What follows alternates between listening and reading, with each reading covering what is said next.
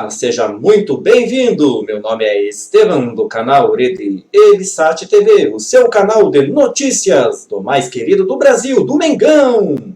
Atlético Paranaense e Flamengo. Vamos ver, veja como assistir escalações, desfalques e arbitragem. Também vamos ver algumas polêmicas que o Flamengo é atacado novamente pela imprensa bairrista paulista. Tudo o que você precisa saber sobre o jogo válido pela 25ª rodada do Campeonato Brasileiro. É a 25ª rodada, Atlético Paranaense e Flamengo. Domingo, dia 13/10/2019, às 19 horas, às 16 horas, na Arena da Baixada, Curitiba, Paraná. Portanto, Atlético e Flamengo se enfrentam às 16 horas deste domingo na Arena da Baixada, em jogo válido pela 25ª rodada do Campeonato Brasileiro. As equipes se encontram pela quarta vez em 2019. Os rubro-negros se enfrentaram no primeiro turno do Brasileirão, vitória dos cariocas por 3-2. E depois duelaram pelas quartas de final da Copa do Brasil. O Furacão venceu nos pênaltis 3-1 e seguiu na competição, após 2 empates, respectivamente. Portanto, este ano nós não perdemos para o Atlético Paranaense. O Flamengo lidera o Brasileirão com 55 pontos em 24 jogos, enquanto o Atlético está em nono lugar com 35. A equipe do técnico Jorge Jesus tem a melhor campanha como mandante e visitante do campeonato e não perde há 14 jogos. São 11 vitórias e 3 empates. A transmissão será feita então pelo site Globoesporte.com menos Paraná. E TV Globo para o Rio de Janeiro. A Flá TV também irá transmitir. A Globo Santa Catarina, Minas Gerais, Espírito Santo, Goiás, Tocantins, Mato Grosso do Sul, Mato Grosso, Bahia, Sergipe, Alagoas, Pernambuco, Paraíba, Rio Grande do Norte, Piauí, Maranhão, Pará, Amazonas, Rondônia, Acre, Roraima, Distrito Federal. E com a transmissão será com Luiz Roberto Júnior, Ana Thaís Matos e Sandro Meirariti. Então vamos dar uma olhada aqui nas escalações prováveis das duas equipes. O Atlético Paranaense, do técnico Thiago Nunes, teve pouco tempo de preparação para enfrentar o Flamengo. Depois do empate em 2-2 com o Corinthians, a equipe fez apenas um treinamento na manhã de sábado. Thiago Nunes adiantou que Lúcio vai jogar e com isso Eric volta para a reserva.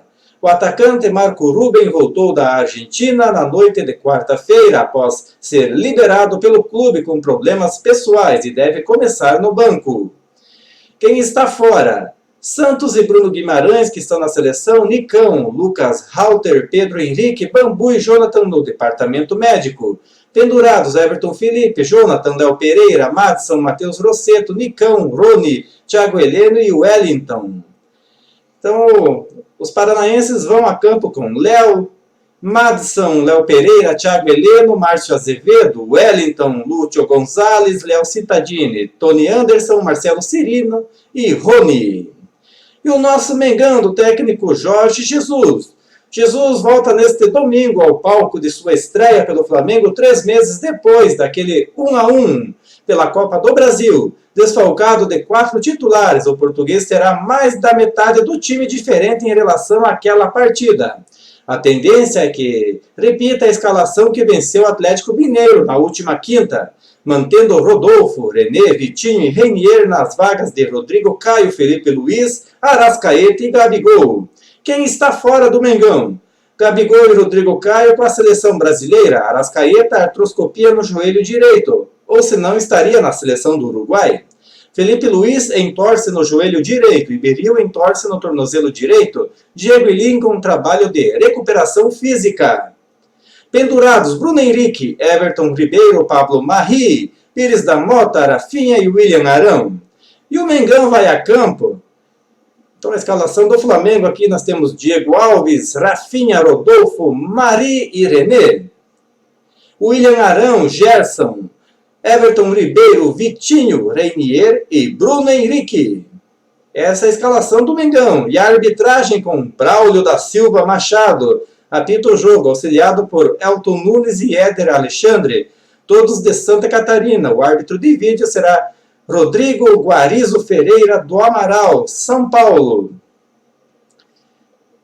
Então vamos aqui para mais uma notícia. Então o Flamengo, Jesus tem bênção de Zico para quebrar tabu na casa do Atlético Paranaense no Brasileiro. Time tenta a primeira vitória em Curitiba pela competição desde 1974, quando o ídolo brilhou. Só o time liderado por Zico, em seu primeiro ano como camisa 10 do Flamengo, em 74, conseguiu o que os comandados de Jorge Jesus buscam hoje, às 16 horas contra o Atlético, na Arena da Baixada. Há 45 anos, com gol e bela atuação de seu maior ídolo, o rubro-negro carioca venceu a primeira e única partida contra os paranaenses fora de casa pelo Brasileiro, no estádio Couto Pereira. No palco do jogo desta tarde, o Flamengo nunca bateu o rival pelo campeonato. Mas segundo o Galinho de Quintino, hoje diretor do Kashima Antlers do Japão, a forma como a equipe de Jesus tem se comportado longe de seus domínios o credencia para um resultado positivo.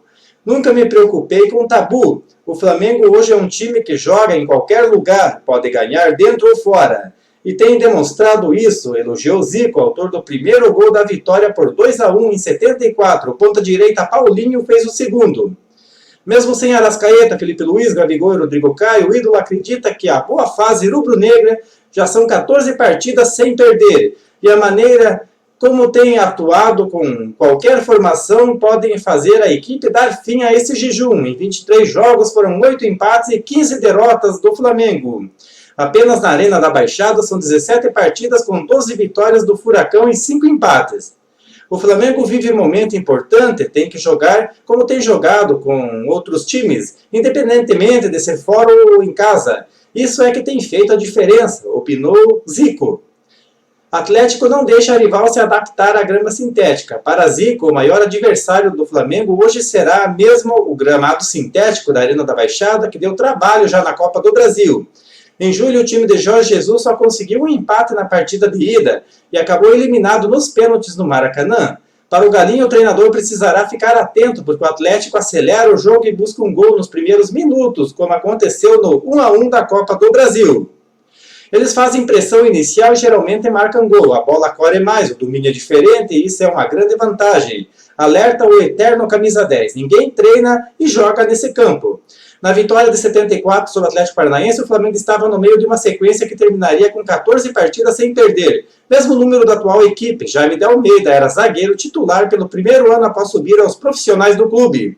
E estava em campo na partida que valia um bicho maior exatamente pela série invicta. Foi o meu primeiro brasileiro. Eu tinha subido em 73 e em 74 virei titular. Lembro que passamos uma fase invicta e esse jogo fez parte. Ficamos um bom tempo sem perder e o bicho era gradativo e aumentando contra o ex-zagueiro e ex-treinador do Flamengo. O encontro na Arena da Baixada, que já me enfrentou como técnico na Copa do Brasil, por 1-1 é visto como complicado novamente, mas dessa vez com mais otimismo. O Flamengo está passando por um momento fantástico com esse time, é favorito em qualquer campo. O Atlético Paranaense jogou de igual para igual na Copa do Brasil.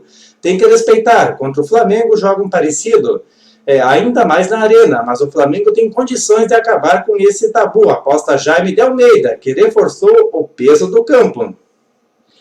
A grama sintética também incomoda, eles estão acostumados a uma certa vantagem, eles não deixam o rival se adaptar, pressionam para fazer o gol logo, lembra? Poucos pontos no novo gramado. A única vitória do Flamengo na Arena Baixada foi na Sul-Americana em 2011, com o gol de Ronaldinho Gaúcho. O estádio ainda não tinha recebido grama sintética, desde que o campo mudou. Em 2016 foram 5 partidas com 3 empates e 2 derrotas. Não perder e trazer um ponto para o Rio já seria importante para se manter distante na liderança do Campeonato Brasileiro. A pior derrota no novo gramado atleticano aconteceu no ano passado, exatamente pelo Brasileiro, com um sonoro 3-0 para os donos da casa. Na ocasião, Maurício Barbieri era o treinador. E jogadores como René, Willian, Vitinho e Everton Ribeiro estavam em campo. Todos devem jogar hoje. O tabu do Brasileiro compreende 23 jogos, com 8 empates e 15 derrotas do Flamengo. Apenas na Baixada são 17 jogos com 12 vitórias do Furacão e 5 empates. O técnico Jorge Jesus ainda não contará com Rodrigo Caio e Gabigol, com a seleção e Felipe Luiz e Arrascaeta recuperando-se de lesão. Jogo muito complicado, pois o Atlético Paranaense sempre exige o limite de qualquer time que pense em ganhar, jogando na casa deles, afirmou o lateral René. O Flamengo sabe que as dificuldades que sempre encontra lá serão as mesmas e que precisamos estar em um nível muito bom para atingirmos os nossos objetivos. Vamos ver essa reportagem desse infeliz, esse Flavinho da Fox Sport, né? Que falou o seguinte: se o Flamengo fosse referência, não pegava fogo num container e matava 10 pessoas. Foi o que ele falou ao vivo num programa, né? O comentarista questionou a estrutura do rubro-negro e afirmou que não impressiona. Então, esse cara é um idiota, todo mundo conhece ele, né? Sabe que ele vive falando mal do Flamengo. E não perdeu tempo, né? O comentarista esportivo Flávio Gomes deu uma declaração que causou revolta dos torcedores do Flamengo nas redes sociais. Durante o programa Fox Sports Rádio, os convidados debatiam se o técnico português Jorge Jesus iria seguir no Clube da Gávea em 2020. E comentavam sobre a estrutura dos cariocas. Flávio Gomes discordou dos colegas de mesa que diziam que o rubro-negro era uma referência e lembrou da tragédia do CT no Ninho do Urubu. Impressionante estação espacial. Você acha que o técnico vem para cá e fica impressionado com o Flamengo? Vocês acham que o Benfica, Palmeiras e São Paulo não tem? Isso não impressiona mais ninguém. O que impressiona é um foguete. Se o Flamengo fosse referência, não pegava fogo num container e matava 10 pessoas, afirmou. Os convidados do programa discordaram de Flávio Gomes e voltaram a elogiar a estrutura do Flamengo. A declaração do comentarista deixou alguns colegas constrangidos. O apresentador Benjamin Bach pediu para o companheiro rever o que tinha dito, mas o pedido foi negado. Ele falou: não vou rever nada. Finalizou. Então esse cara aí é acostumado, né? Então, mais uma notícia sensacionalista aqui, né? Flamengo não paga dívida com ex-gerente e juiz inclui clube no Banco Nacional de Dívidas Trabalhistas. Fred Mourão, ex-gerente de marketing do Rubro Negro, ganhou 300 mil em ação de 2017, mas o clube não paga e ele executa a dívida hoje mais de 500 mil em nova ação. O juiz Antônio Carlos, amigo da Cunha, da 22ª Vara do Trabalho do Tribunal Regional do Trabalho, TRT1, determinou a inclusão dos dados do Flamengo no Banco Nacional de Débitos Trabalhistas. Isso aconteceu na última sexta-feira, depois de encerrado o prazo para o rubro-negro pagar uma dívida atualizada de R$ 502.758,54. Fred Mourão, ex-gerente de marketing do Flamengo. Então, Fred Mourão deixou o Flamengo em 2015, ingressando com processo no ano seguinte. Dentre outros pedidos, o ex-dirigente pleitou vínculo empregatício, bonificações, pagamentos de horas extras e danos morais. Alguns pontos foram aceitos pelo juiz. No dia 19 de setembro de 2017, quando aconteceu a condenação do clube de R$ 300 mil.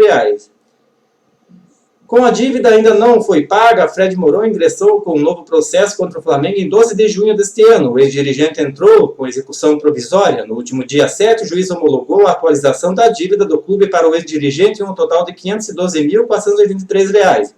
Os depósitos recursais do clube no valor de R$ 9.724,46 foram convolidos em penhora.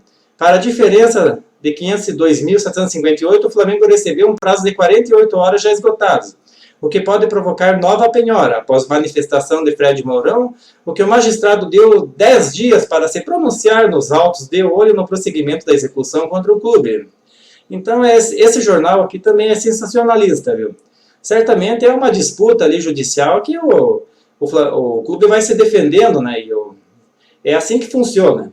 Mas, infelizmente, eles sempre levam por esse lado, né? Então, o Flamengo recorreu ao Tribunal Superior do Trabalho, é o que eu digo, contra esta dívida, visando reformar a decisão.